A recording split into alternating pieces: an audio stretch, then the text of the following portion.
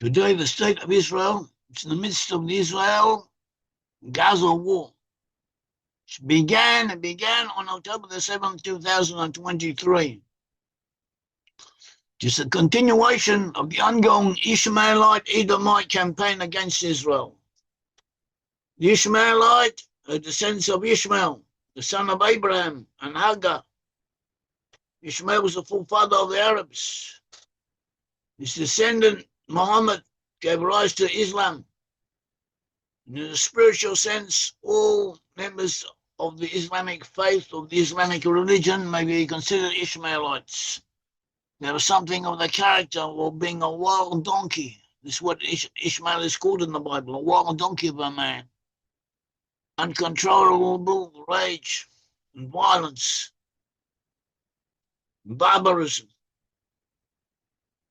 but also with power and ferocity and merits of their own. That is what the Ishmaelites are. And then you have the Edomites. The Edomites are descendants of Edom, the brother of Jacob. Edom, also known as Esau in Hebrew. Esau, Edom. And they came to dominate.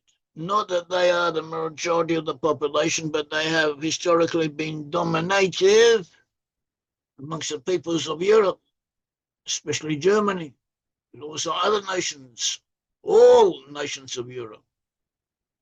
You have Edomites. They have been influential, and they have given something of their character to that region. And also in Russia, in China, and other places, Edomites have been found everywhere, especially amongst traditional military elites. Edom was a soldier. It was prophesied that he would live by a sword, and they have done so. And they have been in a conflict against Israel, an ongoing war against Israel. And at times they have been together with Ishmaelites, and other times against Ishmael. At present, they seem to be coming together. There are predictions indicating that in the last times they will come together, and they have been fighting, warring against Israel. And who is Israel? Israel is the Jews of Judah, and also the lost 10 tribes. And the lost 10 tribes in turn are divided into two sections. You have one section, the descendants of Joseph, tribes of Ephraim and Manasseh, the descendants of Joseph, and they amongst the English-speaking peoples, or mainly amongst English-speaking peoples, and the other section are the other tribes. And the tribes of Joseph are the most Israelite. They are the ones who are more independent than the others. They are more free and self-expressing, and giving expression to themselves than the others. And they are destined to join up, to link up, to join forces with Judah. And that is what, to a degree, they have been doing. This is an ongoing development. And how things will turn out, the Bible indicates, but we cannot say for certain, because it all depends upon how we act and what happens here and what happens there. But in general terms, we can see what is going on. So at present, Israel is fighting for its survival. The state of its citizens is quite calm. The state of mind is quite calm. People are not frightened on the whole. A lot of losses and travails and hardships. More than 10,000 Israeli soldiers have been treated for mental health issues. That might mean anything. Not necessarily anything serious. It might be something that they regularly give soldiers to relieve stress, but you never know.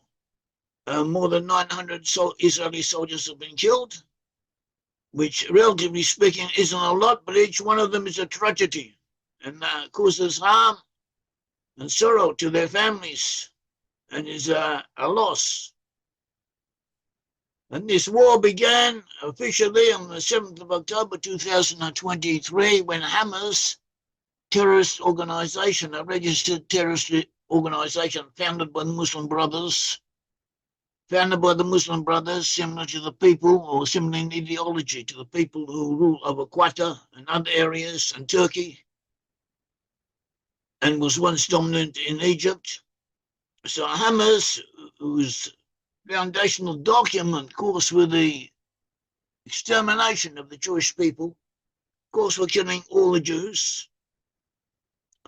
Hamas had taken control of Gaza and its surroundings. They initiated an attack on Israel, in which 1,195 Israelis and foreign nationals, including 815 civilians, were killed. 251 were taken hostage. Some of these hostages have been released. All of them suffered hardship and have suffered hardship and abuse and even torture and sexual assault, God forbid. And many of them have been killed. A few have been released. Many have been killed. Possibly 40 to 50 remain alive. Possibly less than 20. We don't really know. But this is also a problem.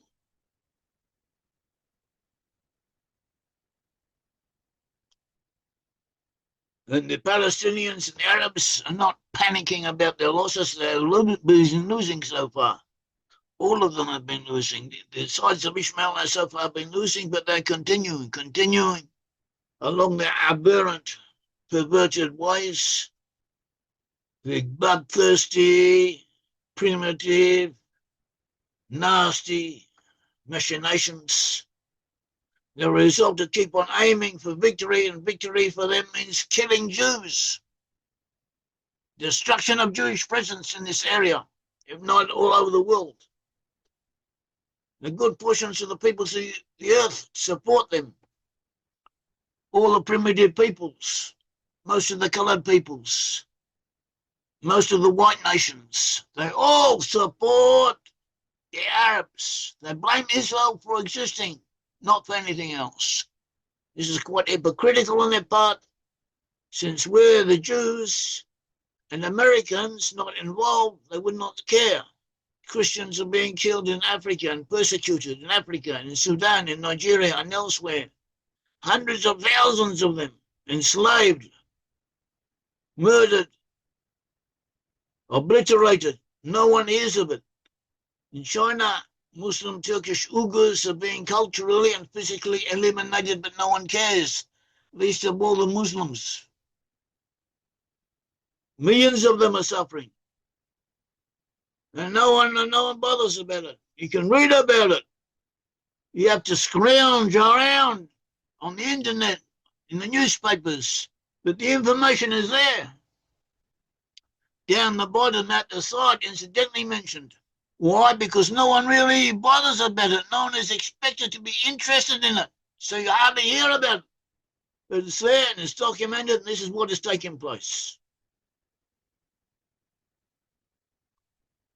So too, Russia and the Ukrainians are fighting it out amongst themselves. This has caused more interest, more outrage due to the atrocities committed by both sides. And also this conflagration is liable to develop into something much greater, to cause the involvement of others around them in Europe. It could be very serious. But it is exciting and much less interest in the contra-attempts between Israel and its Arab neighbours. Why? Because the USA and the Jews are one of the parties, and all the world hates them. Why does all the world hate them? Because they feel inferior in comparison with them. Now, Israel so far has been succeeding. It's been doing relatively well under the circumstances. Hezbollah, which was quite a formidable organisation, quite a serious enemy at one stage, has been virtually eliminated. The beepers, the booby-trapping of the beepers was a classical coup, a classical achievement of intelligence and planning and innovation that will be studied and spoken of in the history books to the ends of time. It was something much bigger, much more serious than we realize. We should be thankful for it. And most of the Hezbollah leadership consequently was wiped out, and its organization is in very serious trouble and may shortly be eliminated altogether. Also, the Assad regime in Syria, which was oppressing its own people and which was a serious enemy, was an agent of Russia and of terror, and it was destroyed. It was destroyed by Daesh, the Muslim Brotherhood offshoot. But and the enemy of Israel. Nevertheless, Israel so far has benefited from this. Also, the Druze in Lebanon have now drawn closer to Israel because of this, because they are afraid of the other Syrians, and they're doing this for their own protection. And also because historically, the Jews in Israel have been friendly towards the Jews on the whole most of the time, and the Israelis have a good impression of them, and they do not want to see them persecuted or misdone by. So they are protective over them, and probably always will be, and that incidentally has given Israel a foothold in that area, leading right up to Damascus. We hope that Israel will be clever enough and wise enough to maintain that. That is important and of great value, great potential value to Israel. Also, the nuclear capabilities of Iran. This is all part of the one war, one could say. Iran was producing an atom bomb. It was about to develop it. It had it, almost had it, and then it was destroyed by Israeli bombers with the assistance of the USA with special heavy bombs, which enabled us to destroy bunkers and underground arrangements that were endangering us. So too the Houthis in Yemen were a proxy of Iran, but also fanatical Muslims in their own right. So they were bombed after attacking Israel, after launching thousands of rockets against Israel. They were bombed. Much of their infrastructure was destroyed, and also eventually most of their government was killed in Israeli bombing attacks. Qatar, a Muslim brother entity, the Persian Gulf, was harboring the leadership of Hamas, were living like millionaires. They are millionaires, not like millionaires. They were living as millionaires in Qatar, in what they considered to be a safe refuge. And Israeli rocket offensive took out most of them, sent them to meet their 70 virgins, or however many they're supposed to receive, or to find out if they exist or not. Would be interesting to hear.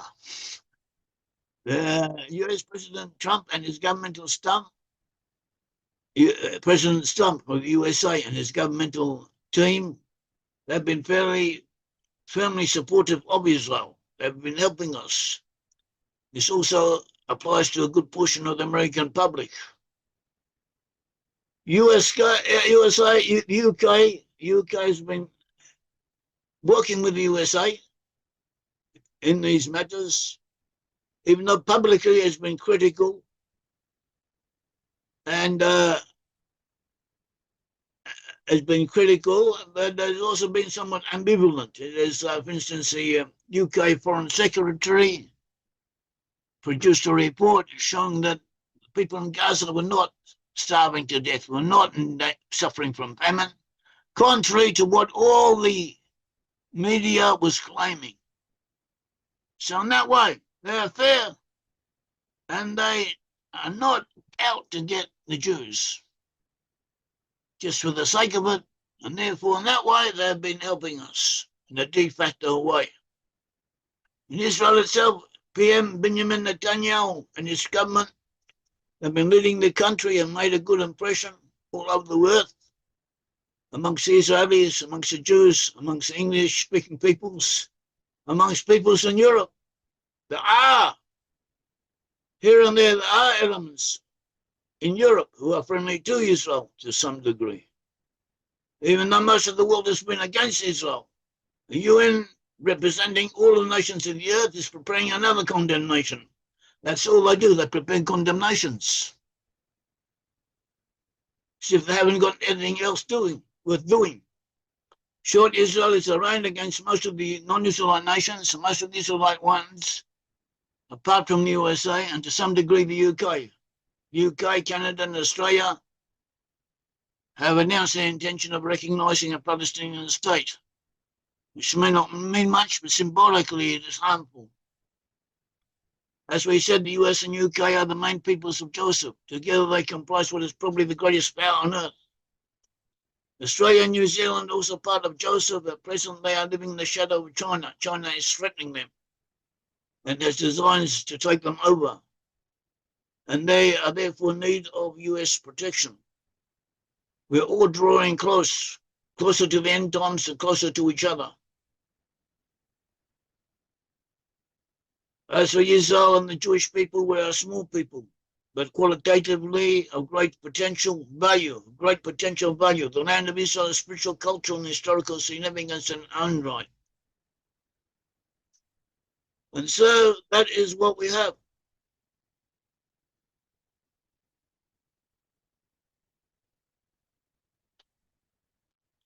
May the Lord God of Israel bless you and look after you and lead you along the right path. Thank you.